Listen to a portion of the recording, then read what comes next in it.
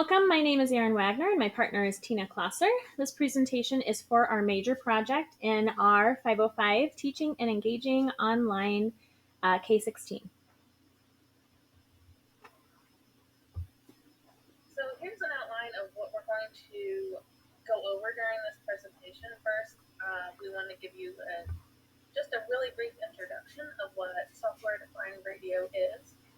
And then we'll talk about the applications of theories and pedagogies, and then talk about a few applications of best practice strategies, and then move on to teacher roles and responsibilities.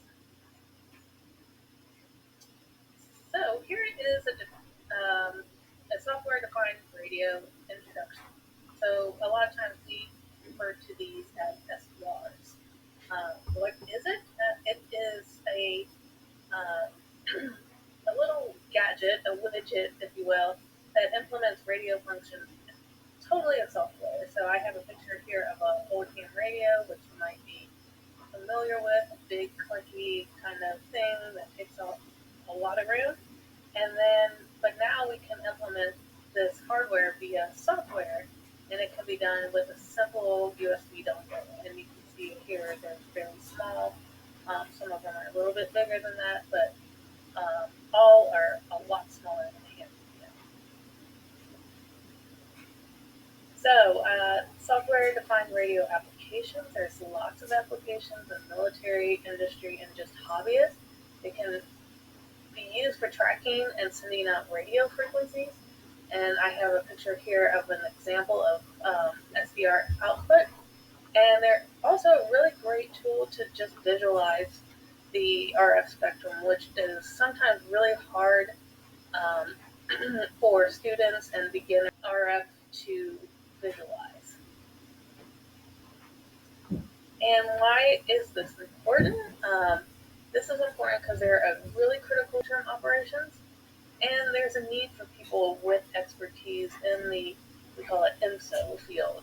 And this is like a really good tool that we need people to get trained up on. So in our software-defined radio course, what did we want it to be? We wanted it to be an online course, so we're thinking this will be like either completely online or hybrid course too. We want the students to get an understanding of what an SEO. Okay, next we will explain some applications to various theories and pedagogies within the instructional design. So the first one here is the behaviorist theory. The behaviorists focus on how the environment can bring about responses in the learner. In order to encourage some motivating factors based on this theory, feedback needs to be quick and it needs to be easy for them to understand. Simple knowledge checks are good for this. Here's a picture of our program trying to explain how to download some of the software. And so we're trying to make it nice and clean and simple. And then if they had some simple knowledge checks as they were going through that, that could really focus them in on some of the things that they need to click and such.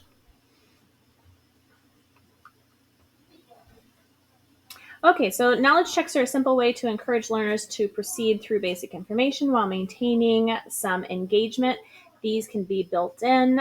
Some sort of formal acknowledgement of completion is another way that we can implement the behaviorist theory. We talked about maybe giving them some sort of certificate when they complete our program that they could put on college applications. And then just encouragement and praise and keeping those embedded into the program helps to motivate students.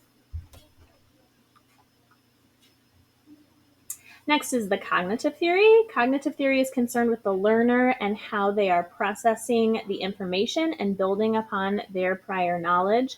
The theory also analyzes the amount of information that a person can take in and remember in the cognitive load theory. And so it's important that we have nice clean lines and don't throw too much information at them at once, especially if they are not familiar with SDR.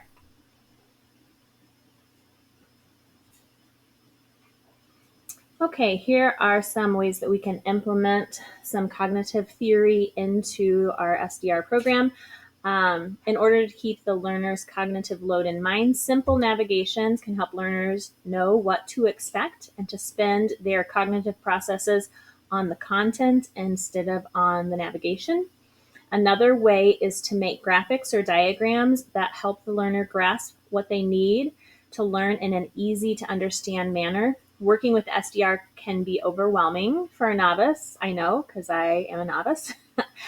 So it's crucial that it's easy to understand and we have good graphics to help with that. Setting clear course goals help the learner be conscious of their learning path and become active participants. So we're going to have to embed maybe some self reflections. So next on the constructivist theory, constructivist theory views knowledge as built by the learners. So they're making sense of their surroundings and what they're building on their own experiences. So here are some applications that we can do.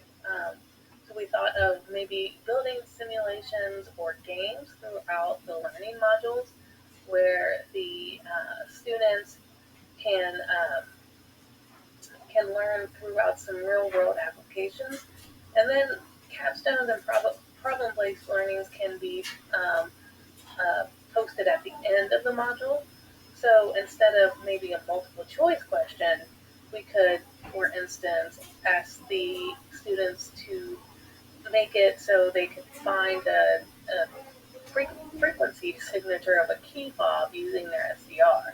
So that's more of a hands-on thing that is a real-world based um, uh, problem by just picking something from a multiple choice question. All right, and the last theory we're going to talk about is situated cognition theory. So, learning environments can be built to complement patterns of social interaction and various cultural backgrounds. The situated cognition theory focuses on the situation of the learning environment and focusing it around the learner. The context of the learner's social and cultural environment lays the groundwork for the ways in which the learner will process and interpret the information as they connect what they are doing to the learning.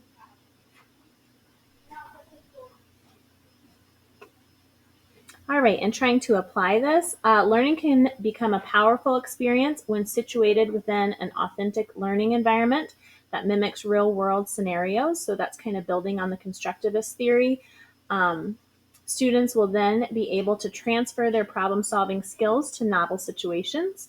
The setting is shifted to the socio-cultural environment where knowledge is experiences that should be analyzed within the social aspect as well as in various cultural contexts. Building interactions with experts from the field is another way that this can be applied. And our students will be working hands on with the engineers in the Navy. So that will be pretty authentic. And then we are also going to situate this around this hypothetical earthquake that has happened. And the kids will be offering humanitarian aid for that hypothetical earthquake and using the SDR in ways that mimic how the Navy would actually do that.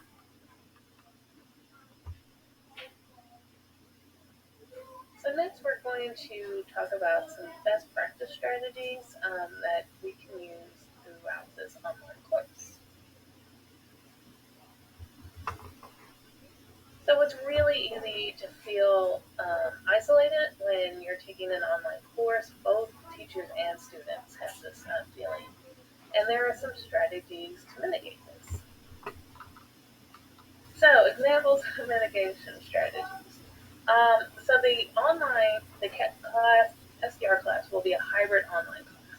And this means that the students are going to be able to do the coursework at home or while they're interning in person. However, the instructor will do regular check-ins with the students to ensure they aren't getting stuck or they're getting help where they need it. So I know that there is a tendency for students, even if they're in person and I'm there with them, to maybe paint a picture that everything is doing okay until you ask them. So there'll be regular check-ins both in person and if they're virtual. Although the interns can work in class, there might be need to work on the courseware at home remotely. So we're going to establish hours where they can meet with us synchronously, to, like via Zoom or Google Meet if they have questions. And there will be many opportunities for students to work together in projects, so they don't feel like they're just in it alone. So one of the major problems of online courses is the high dropout rates, and there are strategies to mitigate attrition of these classes. So we can, here are some examples of the strategies. So we can make learning guides available for first-time students. As we mentioned before, recognition goes a long way into keeping students motivated to take the course. So throughout the shorter modules, we'll offer recognition of completion, and we may even have an overall recognition like a certificate or something like that, that they finished the whole course. Um, the course will be learner-centered, and that the learners will be able to determine some of their projects and and things that are interesting and relevant to them, and the instructors and the content developers will be qualified. We have SDR and spectrum operations experts helping develop the course, in addition to instructional designers who are familiar with best practices for online course design. And finally, we strive to make our class interesting. The course material will be based on real scenarios and maximize hands-on development. All right, next we will explore some of the teacher roles and responsibilities for this online and in-person blended learning environment. Okay, so communication is huge. The role of the teacher in online learning is shifted to that of a facilitator. This learning environment presents unique responsibilities for the teacher. One key responsibility is that of being an effective communicator. The teacher must be monitoring student participation and striving to identify learner needs in an effort to encourage and further learning in a flexible environment, and that can be difficult on an online platform. In our project, we hope to foster communication through some embedded discussions and activities. Learners will work in person with peers and mentors on some of these SDR activities, so that should help. Okay, the teacher is also the organizer. Organization is an important piece to the success of an online course. The teacher must provide as much information in an organized format as possible at the onset of the course. And the sections should be chunked into simple categories with clear expectations. Students can be given the same instructions in a variety of formats so that they understand completely. Maybe they will get a learning guide, so they will get written instructions. They can have a video to have some visual and audio directions as well. At the completion of sections, content should be summarized for the learner as well. And personalization. Another important aspect of the teacher's role in online learning environment is to offer personalized instruction whenever possible. Students' needs can greatly vary based on their situation, and the teacher must be sensitive to those needs. In order to be sensitive to those needs, you need to know those needs. Here are some practical applications that a teacher can offer to better meet the needs of their online students. So, small class sizes, giving individualized feedback, and prompt responses to student questions, and being flexible in scheduling.